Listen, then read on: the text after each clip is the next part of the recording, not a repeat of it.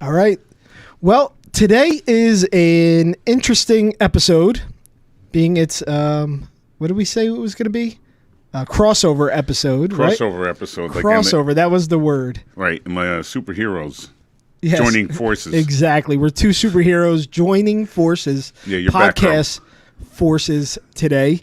So for everyone on Chris's podcast with his co-host, Chrissy, I am Michael Timpani. I am the owner of Timpani Home Inspection Group and the host of the First Timers Podcast Show. And you are... Chris Marzarella of Marzarella Fitness and Sports Conditioning. It's a personal training studio. And I am also the co-host for the Fitness Lifestyles podcast with Chrissy Sansevier. Yes, Sansevier. I'm glad you said her last name. I was having a hard time. I was reading it, and I'm like, is it Sansevier? Sansevier, yeah. Sorry, Chrissy. I'm not trying to butcher up your name. But I'm happy Chris got to say that. So this is a pretty cool opportunity because we're going to air on both podcasts and see who has the most hits. Of course, me. It's my voice. Yeah, it's not your face. No. And what's awesome is we're doing this on New Year's Day. So what better way to bring in 2021 than with some fire content, right? Happy New Year. Happy New Year to you, too. Thank you, sir. Go out last night? I went out like a light at 12 o'clock in the morning. 12 o'clock? Eyes out. Oh, my God. Had my granddaughter over last night. Did she stay up? 10:30. Yeah? Yeah. Yeah, my two knuckleheads were up all night until like 2. So she was I got challenge. party girl voice. Like, I don't got the vid. It's just being up so late. So for people that don't know, Chris was on my podcast, episode 18, and we were talking about home gyms and training at that time. And that podcast actually aired January 8th, 2019. So fast forward a year and a few months, and we were dead set in the middle of everyone trying to create a home gym. Yep.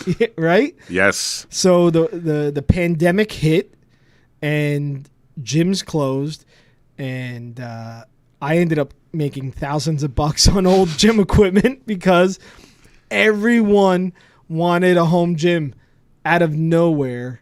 And it was, and we were talking about this years prior about, the trends and what people were doing with home gyms. So I think it's pretty crazy. I mean, how, what we spoke about ended up happening. I mean, we definitely couldn't have anticipated what was going to happen, but it was nuts how the home gym became as important as the kitchen. For a lot of people, the kitchen became more important to me. That's why I sold all this shit. I needed to pay for my pizza, yo. But that's some pretty good pizza. Yeah. So, I mean, I have some questions. I mean, a lot has happened since then to now. And, I'm not sure. We're just going to keep this thing rolling and see how it all goes for both of our podcasts. But cool. For you, I want to know, number one, what was the pandemic's impact on your gym industry and the big gym industry, the big box gyms? I started out the year selling my share of a gym located in Brick, and I made more money as a trainer than I did as a gym owner. So I started traveling to Tinton Falls, and I worked out of another gym. I worked in people's homes, and I still worked in the same place that I sold out of. But then the pandemic hit, and we had nothing. I wasn't able to nowhere to go. I had nowhere to go. It was a mental mind blank. Yeah. On my mind. On not only on your mind, but even the people that go and right. used your services and used the gym services. I mean, it was just personal training. I wasn't doing anything. Yeah, I was twiddling my thumbs at home, and then when the stimulus checks started to arrive, the first stimulus check, which was a few hundred, well, almost $1,000, my wife and I decided it was time for me to branch off on my own completely and take my my garage, turn it into a self-supporting business. And we turned it into a training studio, complete with a separate entrance. You helped incredibly. I was a part of that. Dude, you knocked it out of the ballpark. That was my for me. workout for last year. For the whole year. Yeah. I spent a lot of time in a personal training gym. Oh, yeah. I just won't tell you that I was building it. 3 days. So, yeah, it's from the moment I opened my shingle, or I put my shingle up, I've been more busy than I've ever been in probably the 20-plus years that I've been doing, 1984. Yeah. So this is the busiest I've ever been. I don't want to say I thank the COVID virus for happening, but Sure. It's been a friggin' blessing for me. Well, the COVID virus, the pandemic, it's amazing how it affected certain industries in certain ways. And if you were able to pivot and move, it didn't affect you at all, and it actually was beneficial. I think for those who have pivoted, and then some people that were just in the right place at the right time, and look at real estate. There was a crazy, scary couple weeks, like maybe month or so of not knowing, and then all the craziness happened in the cities, and people started to move, and the real estate industry just started to skyrocket. Is that a fact? Yeah, I mean, people were moving out of New York, or they were moving out of New York. For right. us in New Jersey, that's been a big reason why our market is untamable right now. It's people are moving out of the city. They're coming to New Jersey. They're paying cash. Cash. Wow. Yeah, they're well over asking price. So, but who would have thought that all this would have happened in the middle or the beginning of this pandemic? Myself, who would have thought that gym equipment was going to go for as much money as it was going for? I've been So I mean, you saw this. I mean, because you were purchasing, you were starting your studio at the same time as the market for gym equipment went friggin' ridiculous. I scored an adjustable set of dumbbells for $250 under retail. You try to get that now, it's probably $400 or $500. Yeah. And I had the help of a very good friend located in Eatontown, a guy named Ralph Herzig, who owns a store called Ocean Fitness Home Equipment. I strongly suggest him for anybody who needs home gym equipment, and his stuff is top notch. Hudson Steel, he's got everything, and I was fortunate enough to buy some used equipment off of him that he was just storing, and it just fell into my hands. Yeah. And he really gave me great deals on the stuff that I bought, and I outfitted my entire studio. And my wife said to me, this is a blessing from God, and my mother-in-law, she's smiling down on me right now. So it's been a great year, even though it's been a shitty year. And it's also a testament to the foundation of what you've built over the years. I'm sure that Tony coming out of school with his personal training license wouldn't be able to get people to come to his house, and train. You have a long history of being an outstanding personal trainer. Thank you. I think that once you opened up your own space, people felt comfortable coming there. And for many reasons, especially now with COVID, your space is very controlled where other spaces aren't. I have an immune disorder, alopecia, and I'm susceptible to getting sick more so than somebody, the average guy or woman. And one of the things that I wanted to make sure in my studio is that I can absolutely control the level of hygiene. And people love the fact that as I'm working with them, I'm washing down or I'm wiping down everything with alcohol wipes, and my hands they're dry as cactuses, but these people are constantly coming back to my studio 2 to 3 times a week. Sure. I'm their gym. Yes. And bleach wipes, ultraviolet wands. Just everybody feels secure, and that was one of my main drivers, because I can't work in a gym anymore. I don't feel, because to me it feels like a petri dish of germs, and I'm not OCD. Yeah. It's just that I have a compromised immune system, so it's important for me to have people feel comfortable like I do. Absolutely, and everyone's immune system's different, Mm-hmm. and everyone. That's the main thing, is their health is in a different place. So, if you're looking to train somewhere and you might have immune problems, definitely a smaller studio or a place like yours is the way to go. It's just if you have somebody and it's just 1-on-1 or 2-on-1, that's what I would suggest more people doing if they have the budget. I'm not a cheap out of school trainer, and I'm premium priced, but you get what you pay for. Yeah. So there's a plus and a minus to that. Now, has the at-home gym sessions lessened for you, where you're going to people's homes? How has COVID affected those training sessions? During the pandemic, when everything was on lockdown, I was only doing virtual sessions. And as it loosened up, I started traveling to a couple of people's houses. But as soon as I opened up the studio, it's just everything picked up big, because people, like I said, they're looking for a really clean place, and not many people trust the gym anymore. I know. And it's, we don't want to slap gyms in the face, because it's tough, because some gyms have a smaller square footage footprint and they're sticking a lot of people in there. Yeah.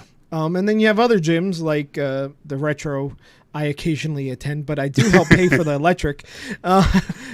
They have a very big square footage and footprint, and you could definitely social distance in a place like that. And absolutely. And they have the air moving equipment. I mean, they have a lot more going on there.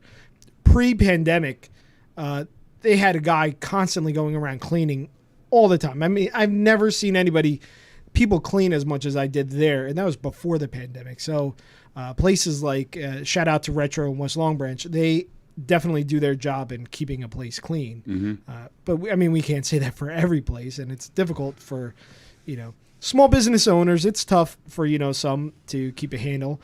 But I think right now you have to do your job and your due diligence to stay as clean as possible while we're still in the middle of all of this.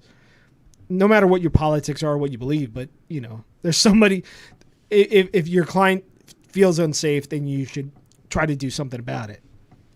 Right? You're on camera. You're Sorry. making some faces. For those that aren't watching. Yeah. Next subject. All right, maybe that hit a little close to a little bit.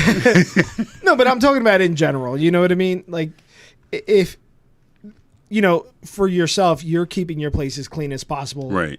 For your health and for the health of your customers. Yes, of course. But I'll say that small business owners, mom and pop gyms like Attila's, they really got shafted by the governor.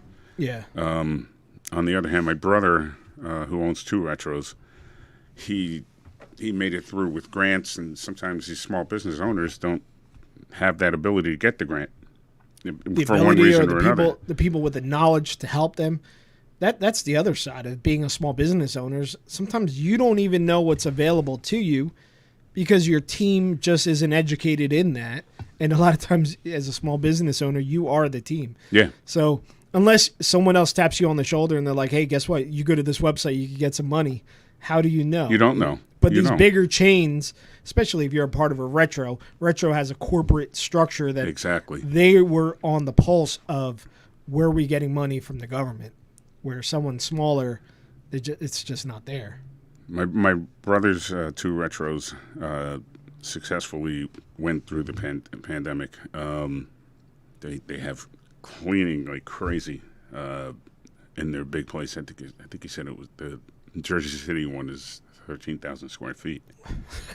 That's a pretty big place. Yeah, so you can really move stuff around. He did that. I was in there a couple of weeks ago. I stole some 45-pound plates. I won't tell him. But yeah, I watched it. And he may not hear this, right? he probably will hear this. But do they have the retro stamp on them or something? No, they're just, no longer. No, yeah, they're scratched off with a razor blade. Put a sticker on it. Man, you got any more stickers? You got to throw them on there. Yeah, just Hudson Steel and Marzarella plates. Yeah, that's all. I mean, but that's a good resource to have. You know, it's nice for you for just having understanding of the industry. You know, your brother is the big box, and you're on the other end. You're the boutique, shop. Right. So I mean, you're talking about two different spectrums of the industry in one family. Yeah, it's. I've always loved training people more than I loved being a gym owner. Yeah. You know, and I have the ability to.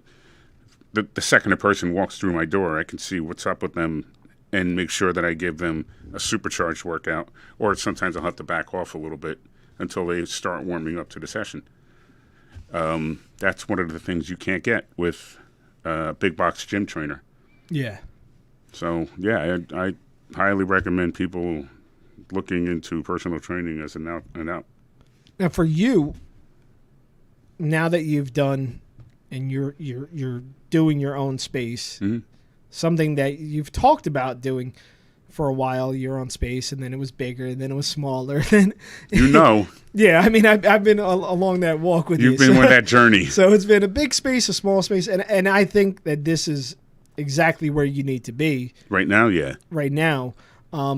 So how has that transition for you been, going from the gym owner to boutique personal training studio owner?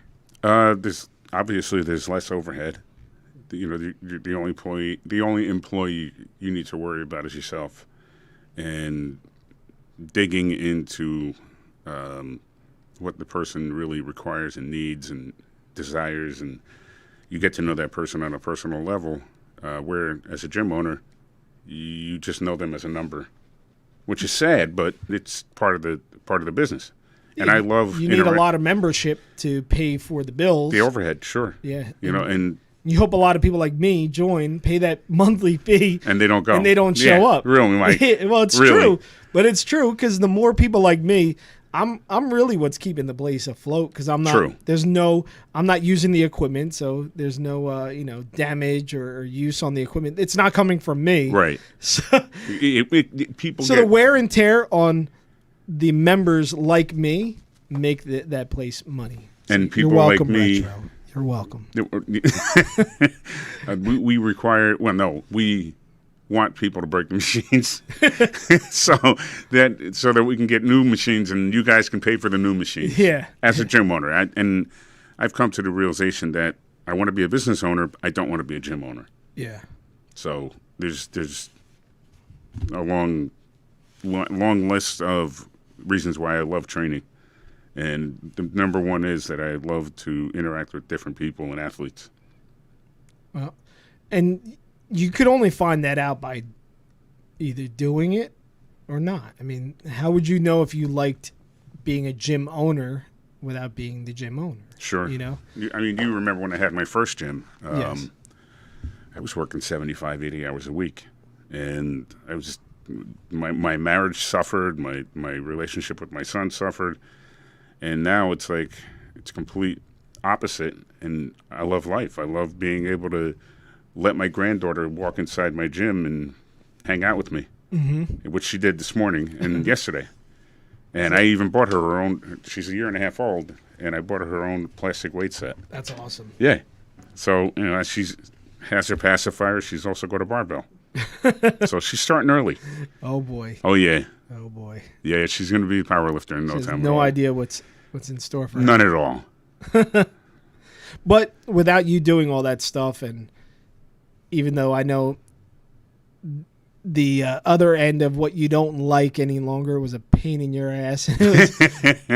But what isn't? I mean, in reality, like even for me, I transitioned from real estate sales into home inspections, and probably my last couple of deals were not the easiest, and they may have helped nudge me into the home inspection field and to say like, all right, I don't enjoy that end of the business as much, but that doesn't mean I don't enjoy the business. Right. And that's exactly what you're going through. Exactly. You enjoy the business, fitness, and that whole industry. But right. You just didn't enjoy the one part of it. The one part of it, yeah. It's engraved in my brain now that I no longer need to be a gym owner or be a partnership with somebody. If anything, and I don't work well with others. But it's a hard thing because I think in certain industries, like in fitness, if you're the gym owner, I think status-wise you feel like you're a big deal. Yeah, like sure. I own a gym. Sure. You know what I mean? Like in real estate, if you're the one that's selling homes and people just are like, oh, look at this guy selling all these homes. Like, yeah. So you feel like, you just, I don't know, you puff your chest out a little more. But that doesn't mean that made you happy. Yeah, like it's more of like an Instagram front than it is a personal front inside your heart, like. So I think that it's important that you find your way and you're not just miserable dealing with something just to say like, oh, I'm a gym owner, and you're miserable every day going to the place. Since I've been on both sides of the coin, where personal training studio and gym owner, the greatest satisfaction I have is when I have a client named Jack. Jack is 71 years old. He came to me back in November. He was like 240 pounds. Short guy, too, so he was heavy. His diet was 4 donuts in the morning with a light and sweet Dunkin' Donuts coffee. How old was he? 71. And that was his diet? That was his breakfast. And good for him. Keep going, buddy. You're 71. Come on. Why stop now? Long story short, he was taken to everything. He enjoyed working out with me. He had a stroke. Yeah. And it was a mini stroke. And he called me from the ambulance saying, I'm not going to be able to make it today. I'm having a stroke. I'm like, you're calling me from the ambulance telling me you're having a stroke? You have a tough cancellation policy, I guess. Yes, I do. He was like, Chris, please don't charge me. Don't hold this one session against me. Well, I'm driving to his house, and he's calling me, and he's telling me this. So I'm like, is there anything I can do? He's like, no, I'm just going to the hospital. And a few months later, he was not really capable of moving his left side. His left side. So we started working on getting symmetry in both left and right body parts, sides of his body. And now, from 240, I'm still working with the guy, but he's 193 as of last week. Wow. His doctor thought that his blood pressure was that the machine was broken. His lung capacity is improved amazingly well. And that's one of the coolest things about, I'm coming back to my original point, is one of the coolest things about being a trainer and owning a personal training studio is you get personal attention and you get to know these people. Whereas as a gym owner, like I said before, you're just a number or X amount of members to support the lights and the rent. I care about that, but I own the building that I work out of. It's my house. Sure. But I just have a separate entrance, and I want to make sure that people, even when I come to people's houses, they're going to get 110% of me. Yep. Even when I'm not there, I'm still working with that person. I get daily texts to a point where I've had to shut off my phone after 7 p.m. So I love being busy, but I also love when I get my time with my wife, or if I want to go on my virtual reality system and lose myself. You have to lose yourself. I mean, it's tough being a small business owner, and when you're so personalized, like people expect you become like their friend or their family. Yeah. So they shoot you a text like I did Ming on a holiday to say like, hey, we want to come up here. You know what I mean? But that's just how it is when you're a small business owner. I don't know, like, I think the only thing you can do is shut off the phone when you don't want to deal with it.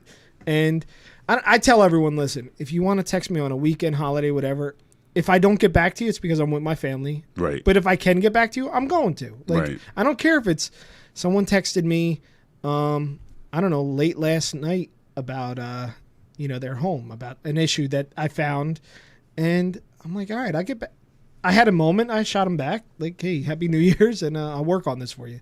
Like, to me, I think that's what makes us different than corporate or big box people. Yes. But, I'm content and happy with being that way. With some people are driven by needing the big box. I'm the owner of a big corporation or whatever, and that's cool. Like, if that's their version of success, that's awesome. But I know for me, and I could see in you, the satisfaction of helping people matters more than okay, we're making money doing what we do also. I'm not saying like we're not. Like, that's bad. Obviously we all have to charge accordingly. Like, sure. Ming has to charge for the electric here. Like, I expect everyone, I don't mind paying. But I think that, it's the difference between like, the corporate big payout because you have 17 gyms in your portfolio and you don't know anybody, not even the manager at the 17 places, or someone like you that will get way more satisfaction off of the 20 clients that you have. I get paid twice. I get paid monetarily, and I get paid with thanks from all of my clients, and their appreciation shows when they want to make my life easier, and they just reach out to me, just making sure how I'm feeling, this and that, or if I'm under the weather, they say how you feeling, if I'm sick, and that's getting paid twice, and I absolutely love this industry, and I don't feel like I've worked at all. I worked as a teacher when I was a teacher, but the basis is the same. I wanted to help people, and now I get paid twice. I get paid in thanks, and I get paid money. And the thanks definitely feels better than the money, I think. It's sometimes. I mean, like, listen, obviously, like, it's nice when you look at the bank account and it looks good. But I think in your heart, the satisfaction doesn't come from the money. I don't think so. For myself. I'll tell you a little story about my wife and I. My wife is my accountant, my bouncer, my consigliere. Yeah. Now, for her, the bank account matters a little more. Absolutely. They do with my wife, too. Absolutely. But when I first started training people in my studio, that's located in my house, obviously, I did it for a few months, and I was getting paid well. I am getting paid well. So my wife says to me, we were busting each other's chops at one point on a weekend, something crazy. We were just laughing at each other. And she goes, you keep talking to me like that, I'm going to bleed that bank account out. Now, I don't look at the bank account. Sandy's in charge of all that. I'm like, what are you talking about? She says, you don't look at your account, do you? I said, no. She goes, oh, good, because I've been taking money out every week. And I'm like, I feel good that she can do that. So then she says, the 30% that you used to give to gyms, well, that 30% is upstairs, and I could take that money out and be happy. And I'm like, you just married me for my money. 24 years ago. Yeah, when you had nothing. She makes me. She's awesome, and the satisfaction I get from her being able to say that now means that I've reached a point where I fully believe that I'm very good at what I do, but I don't get cocky. But like I said, I get paid in thanks, and I get paid in money, and it's a good time to be alive, I guess. But you just verified everything that I was saying. You didn't know how much you made. I don't. You don't. I just hand Sandy the check or the money. But that tells me that your main objective is to help people. True. Like, so my wife asked me, how much have you made in home inspections since you've started? And I go, I don't know. She goes, what do you mean you don't know? I go, I don't know. Like, I got money saved. I got money in the bank. I don't know. Like, I don't look at how much money I've made. Like, do you care? I mean, do you care how much you make, or? I mean, obviously I care because Right. I got kids and I want to Of course, provide yeah. a life, but not enough. And maybe, and it's a blessing because I've been able to provide. So maybe that's why I don't care as much because I mean, I've been blessed to have people call me weekly to do home inspections. So I don't worry. It's like, it's coming, it's been there. And I keep working hard to make that happen. Mm-hmm. But I also don't look at my P&L every day and go like, how much money did I make today? How much money did Sandy does. Well, yeah. Laura does too, I'm sure. So, I mean, finally the other day I went through and I was like, oh, this is how much I made. Like, You know I what? finally did it. And I was like, okay, cool. Like, I was happy. But for me, obviously, we do stuff for our career, for money. Sure. That's why that's the only way we could do it. But that's not the only driving force behind it. So it makes it feel, like you said, like you're not working. You're doing just what you know how to do. Like, I don't mind. It's weird. When someone would call me on a Sunday to say, I want to go look at a house, I would like, like, damn, like, all right, I had plans with my family today. Right.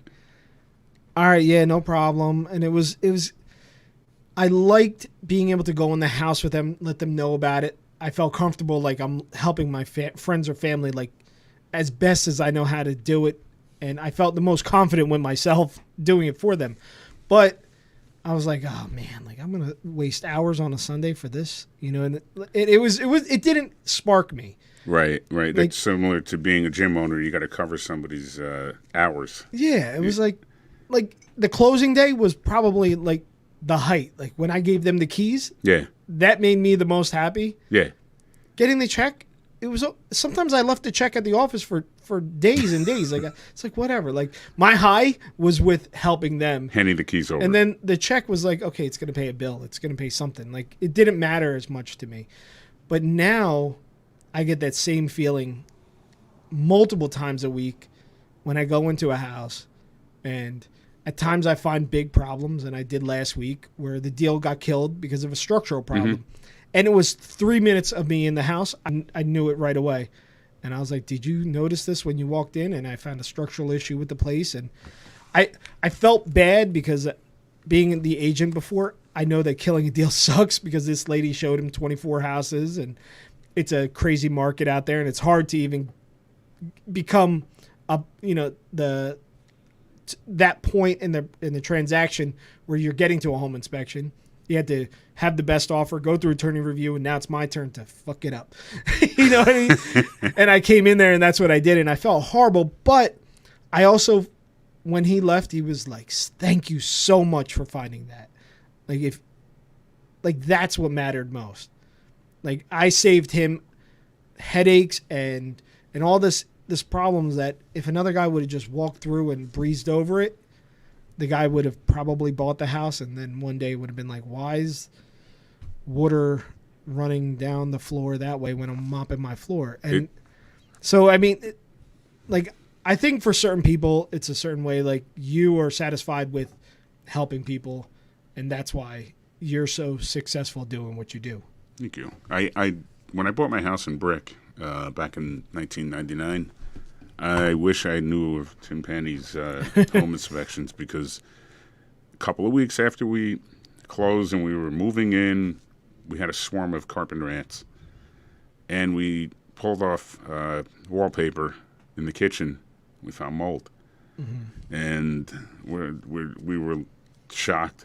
And we fought carpenter ants for a matter of 3 years. Because they're tough. They're a pain in the ass to get out. The only thing I'm going to say to whoever inspected is that you can't see behind walls. No, well, I mean, we do. You're Like right. I do my best. My clients kids, I have a light and I walk the walls and I look at anything I can find. But anything behind that wall, it's tough. And I know that even when I purchased my home, we did a home inspection, and underneath the master bedroom bed, which no one could have seen, under carpet when they moved out, was buckled flooring. So I had to rip out all the hardwood floors in my bedroom. And I really couldn't be mad at the inspector because there's no way of seeing it. Sure. So, I mean, that's why I go in a house and I take a picture of everything the way it is when I walk in there. So if someone was like, hey, something happened over there, I could be like, oh, there was a couch in that corner. I can't see that. You know what I mean? I'm sure social media makes people think twice about trying to rip a potential buyer off, too. Yeah, I mean... And you do it really well when you show errors in homes. And you're not trying to persecute them, but, you know... It is what it is. Exactly. You know, like, I'm there to call strikes and balls. You know what I mean? I'm not there to create the problem. I'm just there to let you know about the problem. Right. I think my approach is to bring some reality to the severity of the problem. Right. Like, I'm going to show you everything that's wrong with the house. Especially, and I tell first-time home buyers this because they're so scared when they're buying a house.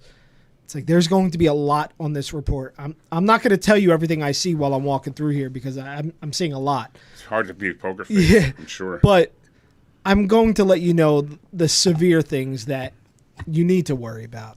And if there's one or two, then you deal with it. And I'm going to let you know, is this a $1,000 problem or a $10,000 problem?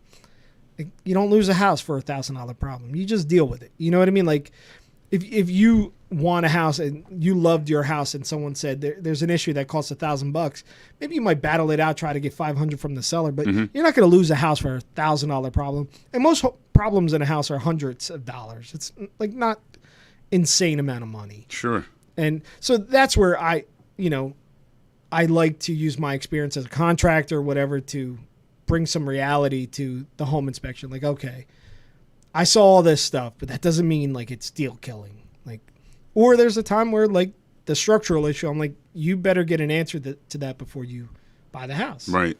You know, and I think you do the same. You know, you treat each client in each situation differently. There have been clients in the past that they want to be ready for the beach, and they're 40 or 50 pounds overweight. And I'm like, you ain't going to be ready for the beach. You'll look better, but you ain't going to be ready for the beach. You're like, it's June? Yeah, exactly. It's June. It's only 6 weeks away, and you got 40 pounds to lose. It ain't happening. I'm not going to lie to you. You know, and it's the same thing as you. You don't want to lie to the person. Yeah. You know, and I tell people, you get in what you get out. Or you get in what you put. You know what I mean? Yeah. Yeah. You get out what you put in. Exactly. Right? Something like that. It's New Year's Day morning. But that is so, and I'll tell you, fitness is pretty much like the, I don't even know, like what to call it, like the example of everything in life. Like your outcome is strictly related to what you do. Everything I learned in the gym. It's true. Yeah. I mean, it even business, everything, you know, when people are like, oh, you know, business sucks and this and that, I'm like, well, did you try everything? Like, are you doing are you really putting in the effort? Right. It's like I could go to the gym every day and take an Instagram shot of me on the elliptical. But if I'm leaving there and having a pizza or freaking a sub, like, did it really matter? Like, I can't come back a year later and be like, Chris, like, damn, I lost nothing. I actually gained weight this year. People who buy into the process with me, they know I'm only getting them for 1 hour a week. They're not, and they know that I'm going to give them homework to do at home, like, for example, tracking their macros, giving them additional workouts to do at home that help in recovery and mobility and conditioning. I'm more or less, when they see me in person, I'm looking at the strength aspects. There's 3 pillars that I have are conditioning, strength, and mobility. They're going to do 2 of those things at home, and if they buy into the process, they're going to see results faster. So it's a matter of what you put into it. Yeah. Well, that's the hard part. Sure. It's doing the work. Absolutely. You know, and it's funny, like, I don't know, like for me, I enjoy business. I enjoy putting in the work for business. I enjoy building business. Sure. That's what drives me. You know, I wish I had more of a drive towards the fitness aspect of life, but business is what gets me fired up. I don't know why. You know, it's fun. You know, for me, it is. It's fun. It's challenging. Like I mean, since September, I've more than doubled my followership It's in nice, business, and it's like legit like connections. It's not I didn't pay a company to do it for me. It's like every day I grind and I try to connect with people. So I'm hoping that, like, I don't want to say my resolution for this year, but I'm hoping that I could put some of that energy more into my health this year. I think that's a very obtainable goal. I think that you need to get on it. What are you trying to say, Chris? I'm trying to say that we need to do this. So I don't think most people would not know, but what year was it that you did your fitness the weight loss competition?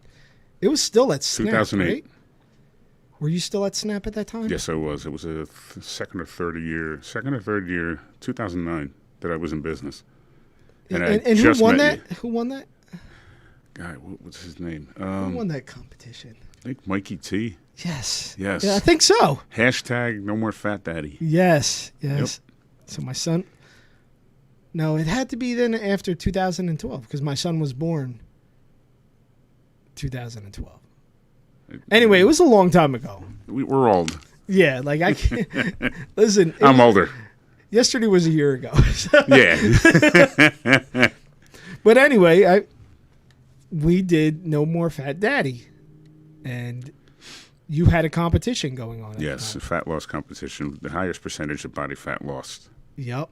And I won it. Yes, you did. So are you going to do another competition? With you, yeah. With me? Yes. Who am I competing against? Myself? Yes. Fuck. Well, I'm competing myself in June, so I'm going to be doing my final show as a physique competitor. So we both have goals. And what date is that? June 5th. June 5th. Yeah, 154 days away. All right. And my birthday is June 18th. Okay. So We'll have cake together. So June seems like a good month. Good month. All right, then what should we do? Like, what would be the challenge? The challenge would be for you to drop 3 dress sizes. Dress size? 3? I would like stretchy to see, dresses? No. I wish I could. Spandex. Yes, man. Let me get to wear those sundresses. They're very forgiving. You know? I would like to see a 50-pound loss. What? 50? I gotta hold on. I gotta look at my calendar. How long is this from now? 5 months. 5 months. Mike, you can do it. It's 10 pounds a month. 10 pounds a month. If not more. You say it like it's easy. No, it's not. Man, that's a long time away. 50 pounds by June 5th. June 5th. Right. June 5th is on a Saturday. I'm sorry. No, that's my place. By June 18th. June 18th. Yes, I'm sorry. All right. You committing? I'm committing. You hear that, guys? He's committing. All right, so we're going to do... Hashtag no more fat daddy. Part 2. Part 2. Yes. Hashtag NMFD Part 2. Let's just say no more fat daddy. Whatever. It's too many letters. So I will... I don't know how we're going to do this. I will let people follow my journey on your page. How about that? Yes.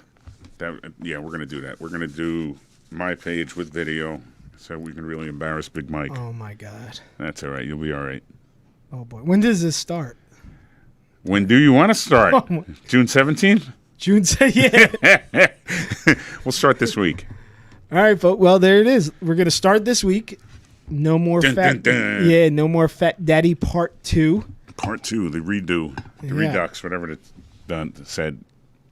I guess I'll come to the gym and then I'll get my homework every week. Mm-hmm. And just think of it this way: you're doing it for your kids. You haven't been How's that around for there. guilt? This morning they were pretty rough. You want to be around, don't you? This morning they were pretty. We'll turn you into a superhero. Do you know what? I think that's a. All right, that's a challenge worth taking. Definitely, it's for your family and yourself. Yeah, forget them. Yeah. They got their mom. She's doing great. Your wife looks phenomenal. Yes, she's doing amazing, and Who knows? Maybe I could even get her to come down with me every once in a while. I don't want to scare her too much. Yeah, definitely. Laura, you coming down? I don't know. Yeah, we can't have both of us not walking. Oh, I've had 2 people in my studio. No, but I'm talking about walking after, friggin', like, I can't get off the can. Like, I can't help you. I That's can't gonna get off the happen bed. anyway. That's going to happen. The first 2 weeks, you're screwed. Yeah, be like, my legs hurt. Well, my legs hurt. No, we can't do this together. We need one of us good. It's going to happen to both of you. It's like you got to have one person still in decent health. Like last night at the New Year's Eve, they put all first responders or whatever at Times Square, and I go, why would you want the first responders sick? What if they all get this? Like, put regular people out there. I want them back at the hospital. I want them in good health. Don't let them get a cold out there. What is wrong with you? I will tell you that obesity and COVID-19 are very closely related. Yes, and unfortunately, and I only know this because I hear it from my wife on an ongoing basis. Well, for what she does for a living, yeah, so absolutely. My wife's a respiratory therapist, and she deals with primarily COVID every day. Mm-hmm. And I am half Puerto Rican, half Italian, and so you like to eat. Well, but a lot of Hispanics are hit with this COVID. For some reason, really? Hispanic males are like a big patient population that she's been dealing with. So she worries about all of that, and so hopefully, she got the shot. She's doing good. She'll be around, You going to get the vaccine? Am I going to get it? Listen, there's nothing worse that I put way worse in my body. Like, I am not one to friggin' preach about the vaccine. I've done extreme dieting, so I'm sure vaccine isn't going to hurt me. I'm going to get it myself as well. The Chinese food I ate last night was probably worse than the vaccine, the MSG, and all this other crap that it was good. I'm sure it was. Yeah, listen, I don't know. Like, for me, I don't know.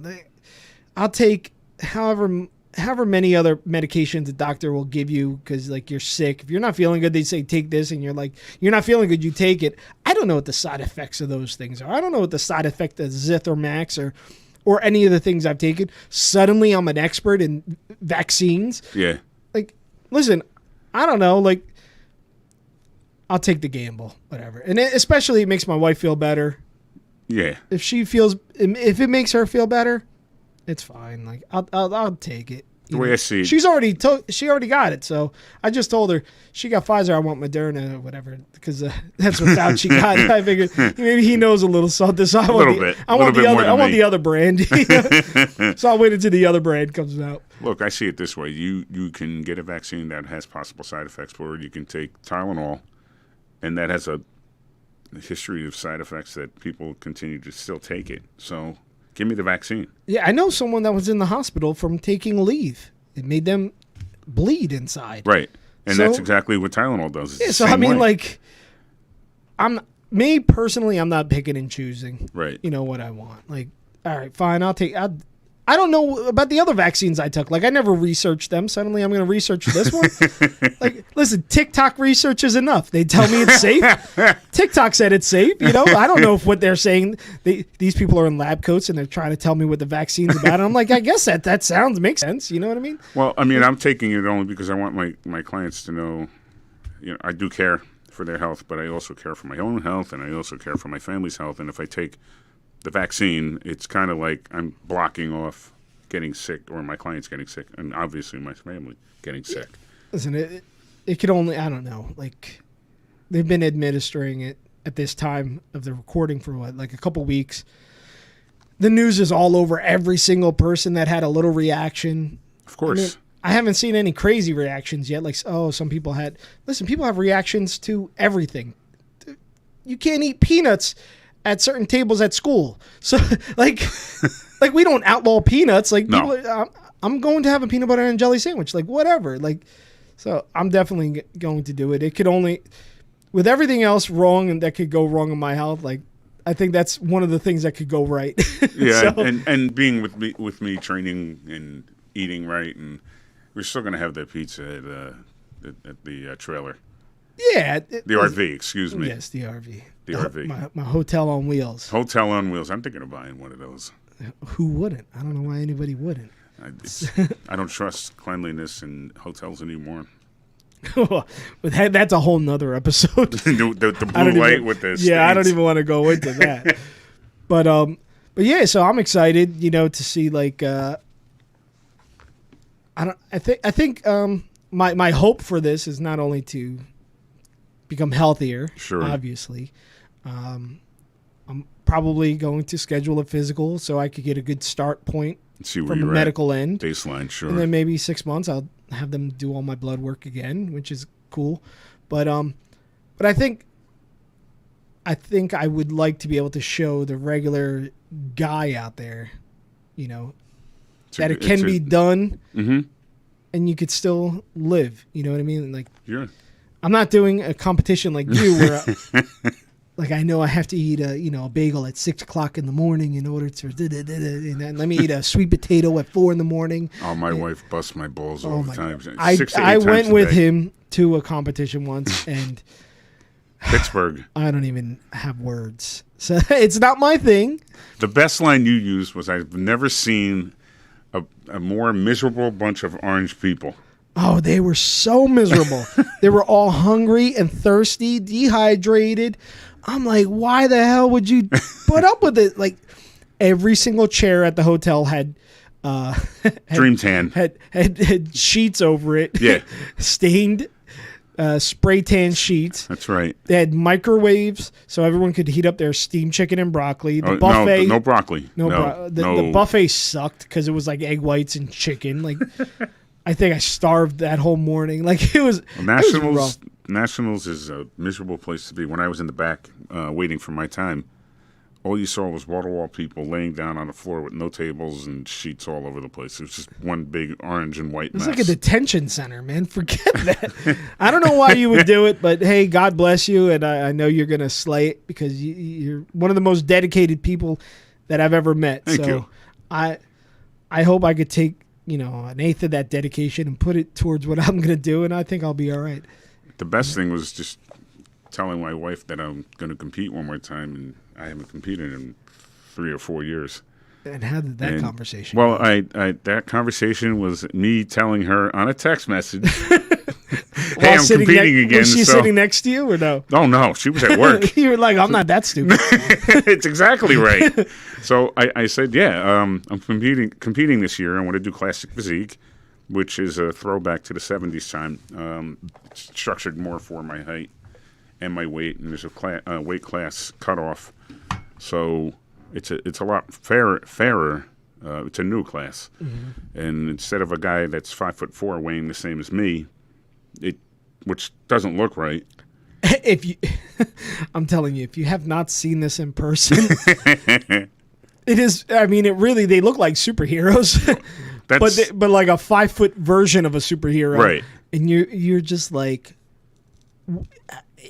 I mean, what do they call it? The what gut? They call it steroid gut. The GH gut. The GH gut. Yeah, like, I'm like, man, this guy almost looks as big as me. Like, it's all muscle, but it doesn't make sense. No. It just doesn't make sense. But that's the appeal to me, is just not looking average. I'm 6'2". Yeah, I mean, it's unfair for people of your height, right? Because, I mean, unless you're taking an ungodly amount of whatever of vitamins. I have no comment. Yeah, creatine. If you're taking a lot of vitamins and creatine. Yeah, but if you're over 5'9", I don't think it's possible to look like a lot of these guys. No, unless you're in the Natural Federation, which I'm not. Yeah. The guys usually come in around 5 to 7 pounds similar. Mm-hmm. They barely ever compete over 200 pounds. And I'm hoping to look at 215, completely shredded, and hopefully bring in the best package, looking like a superhero. Because the judges always told me I had that superhero physique, symmetrical. Yeah. Symmetrical. Blah. Symmetry. Symmetry. Symmetry. Symmetry. Well, you're gonna kill it because you've killed you almost got killed. That's true too. Let's not go there, all right? Yeah, we're not going to go there today. Yeah, Let's just say I was not careful in the last show, and I almost met my maker. Yeah, so we're gonna be a little Careful. more careful. Little careful. Yeah. Not too much. And where's this show at? This is going to be locally in Wayne, New Jersey. I'm not going out to Pittsburgh. Oh, okay. Pittsburgh and I have a bad relationship. Yeah, no Permanente brothers. Yeah, no. Well, you can get it ordered. Yeah, we could have them send it. We'll definitely have it sent in. Yeah, it's not gonna be as good. You gotta have That's that all right. fish. It's freeze dried. You get something up there, Rutt's Hut. Or I don't know what's up. I'll eat some freaking No, I went Permonte Brothers. some rippers, some hot dogs up there. We go with Rutt's Hut. TikTok Diner. Yeah, Is that still open? of course it is. I don't Yeah, know. but after 10. Yeah, not after 10. by June it will be. Well, by the time I get on stage, it's usually 10 o'clock, 11 o'clock at night. Yeah. So, because I'm one of the taller, heavy guys, and I just remember going. The last show I did in New Jersey was actually the show that I'm doing now. In 2012, I didn't get done until 1:30 in the morning. It's ridiculous. Yeah. Probably not even drinking the whole time. Oh no. Well, sips of water. And then trying to go pee. Yeah, to get rid of it. Tinkle. A sprinkle of a tinkle. Yeah, that's not my thing. No. Not many people's things. Yeah, not my thing. But hey, I support you. Thank you. I have no choice. You're going to do it anyway. Neither did Sandy. God forbid. Don't. Oh, believe me, she's got a choice. She's definitely, yeah, she could. She does. You're right. She'll pull out that gun. All right, well, we have to wrap this up. Chris, give people your information, then I'll give people mine. MarzarellFitness.com and Marzarella Fitness on Facebook and Marzarella_fitness on Instagram. And the podcast is the Fitness Lifestyle Podcast. Correct. And you could go to TimpaniInspects.com. Follow me at TimpaniInspects and at First Timers Podcast Show for the podcast. So, Chris, thanks a lot. It was a lot of fun. I'll see you next week in the gym. And yes. Then, stay tuned. We will give you some updates along the way. We'll be doing that, guys. All right. Happy New Year.